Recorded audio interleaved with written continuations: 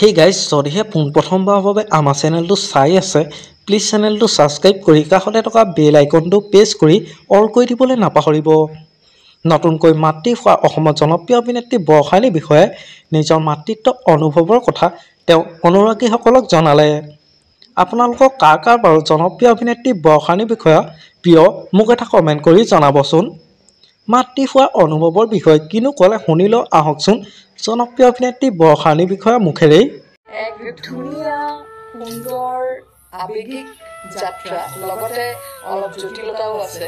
জটিল এইকাৰণে কৈছো কাৰণ মই ভাবোঁ মোৰ কাৰণে অভিনয় কৰাটো, গাড়ী চলোৱাটো, খানা ৰন্ধা, বাচন ধোৱা, ঘৰ সৰা, ঘৰ মোচা সকলো সহজ।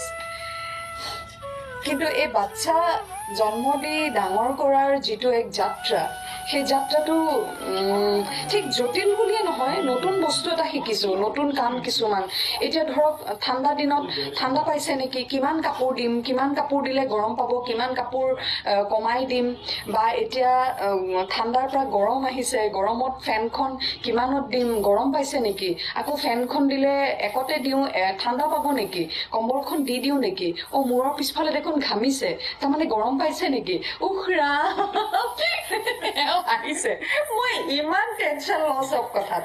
আকৌ কেৱল ময়ে নহয় চাগে, হয়তো প্ৰতিগৰাকী। আমাৰ আজি ভিডিঅ'টো আছিল ইমানেই। আজিলৈ বাই বাই। মৰম সানি দিম তোমাৰে দেহত, সপোন আঁকি দিম প্ৰতি পদক